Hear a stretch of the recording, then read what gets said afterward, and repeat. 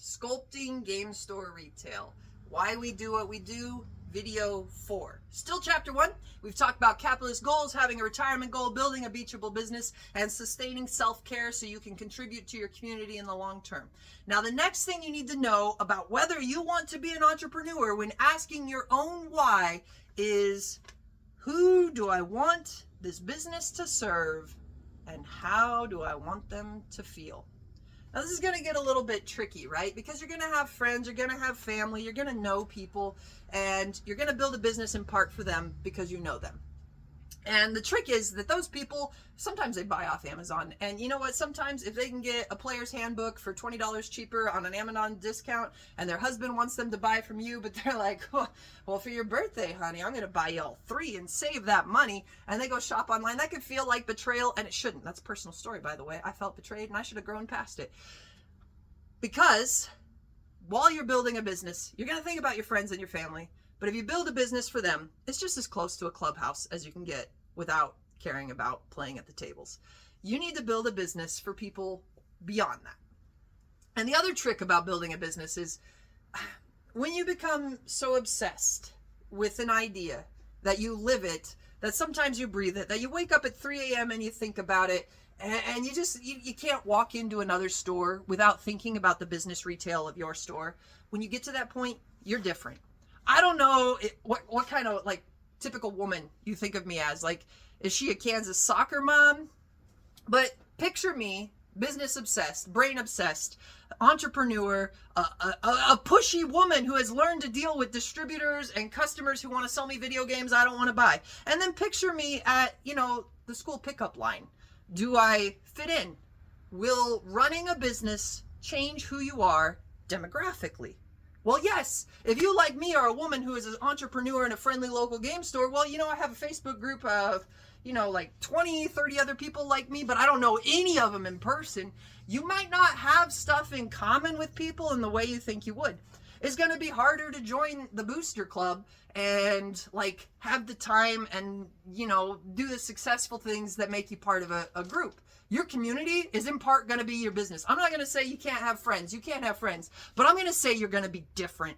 Entrepreneurs are a different breed. We're rascally. Sometimes we're pushy. We're creative. We think we're self-obsessed with our own views because we've got to, build a business. Sometimes it's hard to fit in. And you got to think, who am I building a business for? You might build a business for people that think, oh, she's a little different. But it's good because she builds a community, right? Or, she doesn't really fit in with us, but sometimes I'll come into her store. I appreciate that. And that's okay too. You don't have to want to be friends with all your customers. You don't have to want to be liked by all your customers. And you don't want to have to fit in with people that aren't entrepreneurship obsessed. And that's okay. You know what? I do have friends. I do fit in places, but it is different now that I'm not a teacher, especially. Teaching is such a community thing. They make you go to 3 meetings a day just so you can build community. It's gonna happen. But, I don't fit in the same with teachers after leaving the district. I don't talk to them the same. And that's okay. Some of the sacrifices you will make are the close-knit friendships that you would have had with the people that are your customers, because there will now be some distance. There will now be some difference. There will be some friendships that are built stronger because of customers. You will meet people that become really good friends that started as customers, but it'll be different in your relationships, and you've got to keep that in mind. So when you think, who do I want this business to serve, and how do I want them to feel? Well, if we followed videos 1, 2, and 3, we've already thought about ourselves and our retirement goals and all our capitalist gains, and now we're thinking a little bit different. And the truth is, who do I want this business to serve, and how do I want them to feel? At the top of the list really better be your employees and the people that work with you. And, in ways I have to serve my account rep at my distributor, and I have to be kind to them, and I have to work with them, and I need to be honest and transparent, and I need to take what I order. So our business has to serve our business partners. Our business has to serve our employees. I want my employees to enjoy their lives. I want my employees to have fulfilling work. I want my employees to be able to build retirement accounts themselves. I care about those things. And I hope that my employees get pleasant interactions with the customer. Now, I took you to the front of the store, right?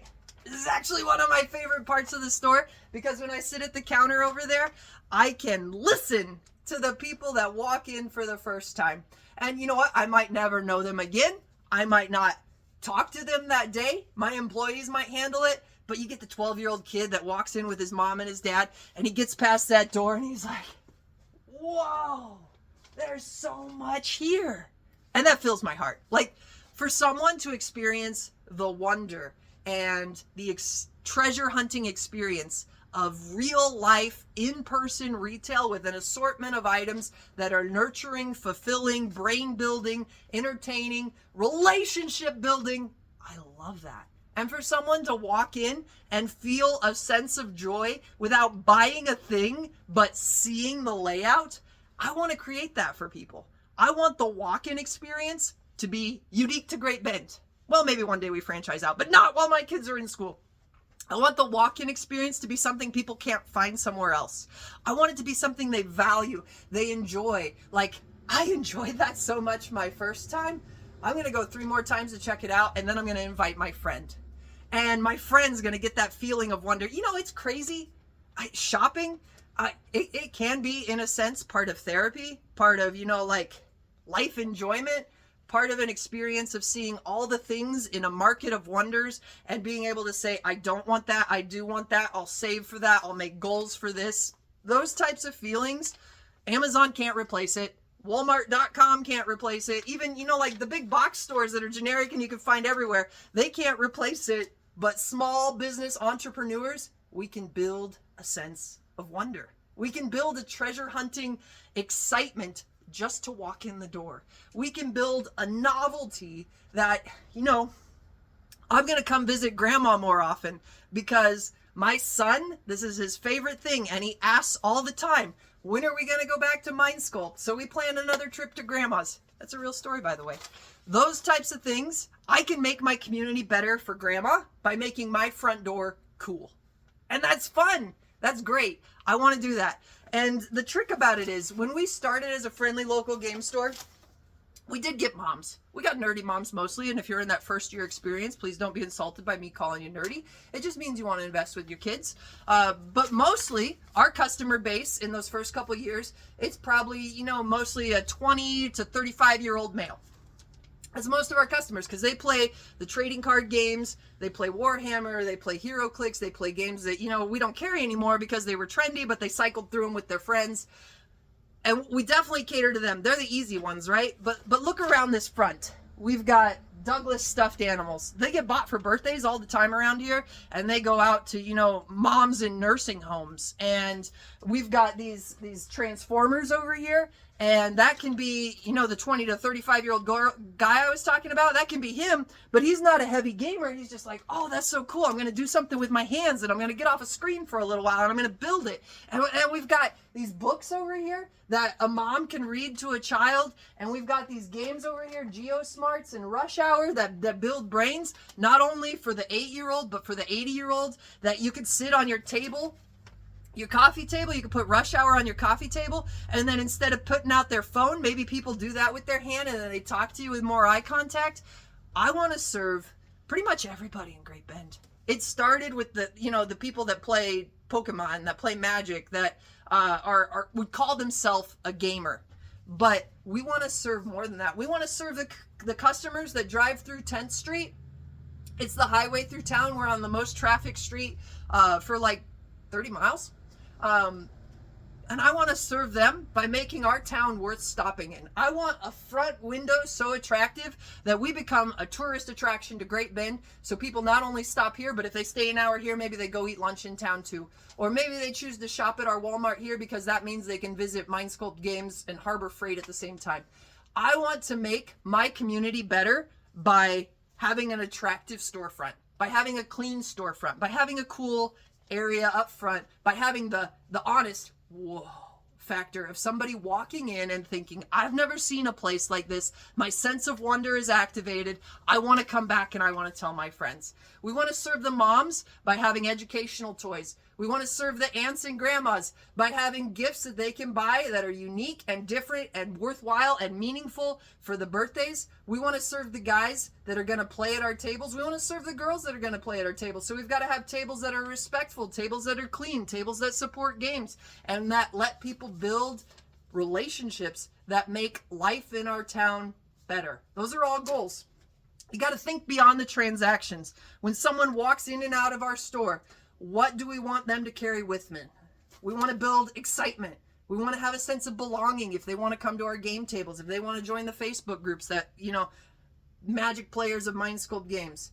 We want them to feel comfortable in here, whether they're mom, grandma, gamer dude with a big long beard, all of them can belong here. We want them comfortable. Do we want inspiration? Yes. Like, walk in and think, I could play board games with my kids over the next 10 years and I could probably raise their IQ. I could raise their ACT score by having them play card games that got vocabulary words that'll show up on it. Like, there's so much power in putting down the phone and getting on the board games, on the card games. Even some of those video games back there, you pick the right ones. They can build the brains too. Let them figure out that game stores have a lot for a family.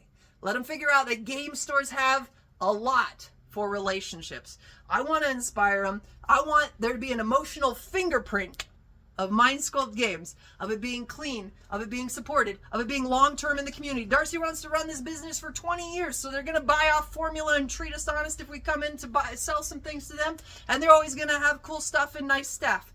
We want to serve our people in a way that makes our community more attractive to visitors. We want to serve our community in a way that makes the quality of life here higher. And we want to serve our community in a way that people that move to town new or have lived in town for 3 years can find friendships and sustainable face-to-face interactions here in our store or at home with things they buy in our store and then go play at their own coffee table.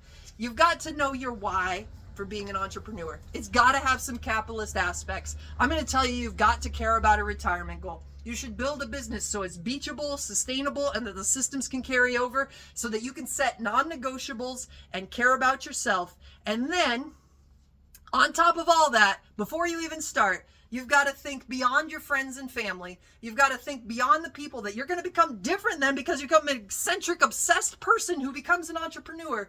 And then you've got to think, I want to make these people's lives better, whether or not they stay my friend, whether or not my family shops at Amazon or with me. I want to build something they can use if they choose, picture who they are, find out what their motivations are going to be, and then find out how you can capture their wonder. Think about who you can serve, think about their why, and then build their why into your why. And maybe you're on the path to successful entrepreneurship. Whew. I think I got through chapter 1. And in chapter 1, it sounds hard, right? I'm going to give you an internet meme.